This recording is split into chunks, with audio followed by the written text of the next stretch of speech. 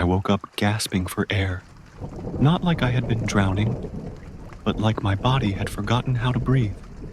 The room was dark, but it wasn't my room. It looked like my room.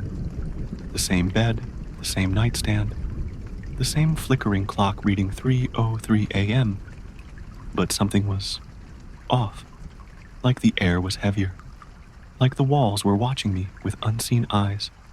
I reached for my phone, same case, same scratches, but when I tapped the screen, the lock screen showed a photo I had never taken. It was me, standing in front of a red door. I don't own a red door.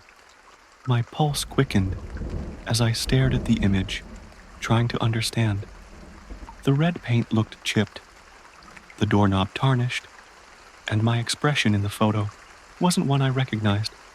Blank, but somehow terrified. Confused, I swiped up. Wrong passcode. I tried again.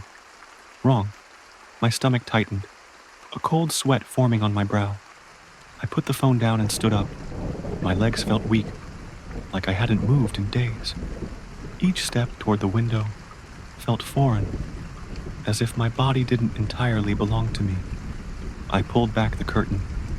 Outside, the street looked normal, but something was wrong.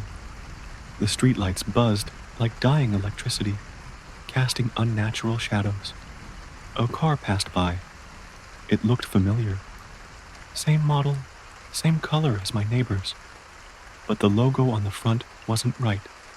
Instead of a recognizable car brand, there was a sleek silver emblem that read Zephyron, something I'd never seen before. My breath hitched. I turned back to my room, scanning for more inconsistencies. My bookshelf caught my eye.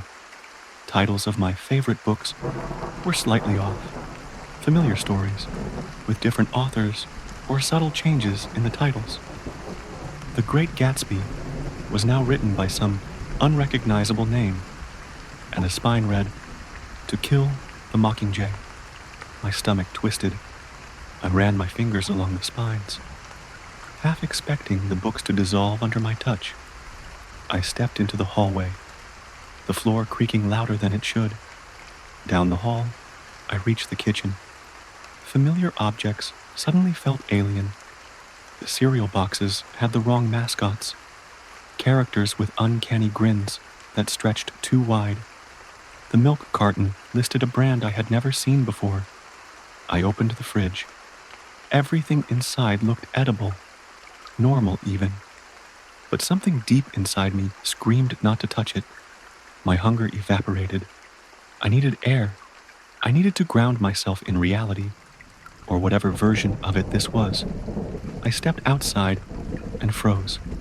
The sky was the wrong shade of blue, almost tinted green. The stars looked scattered in a way that didn't align with the constellations I knew. My neighborhood looked like mine, but the small differences were piling up. The house across the street had an extra window that didn't exist yesterday. The street sign was spelled wrong, one letter off, subtle enough to unnerve me. My neighbor's dog, a golden retriever, was now black and white, like a border collie. I stumbled down the street, every step heavier than the last. The air seemed thicker, like I was moving through an unseen force. I reached the corner where the local store should have been. It was still there, but it wasn't. The sign read, Quick Mart 8, a name I didn't recognize. The logo was similar, but not quite right. The edges sharper, the colors slightly off. Across the street, a fast food restaurant caught my eye. The logo was almost familiar, but the name read Burger Monarch. My breath quickened, my heart thundering in my chest. I stepped into the store, hoping to find something, anything, that felt real.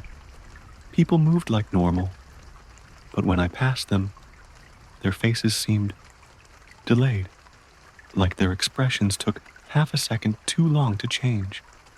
Their eyes didn't quite track my movements. The cashier greeted me, but their voice echoed strangely, like a bad recording played through faulty speakers. I grabbed a newspaper off the stand, desperate for answers.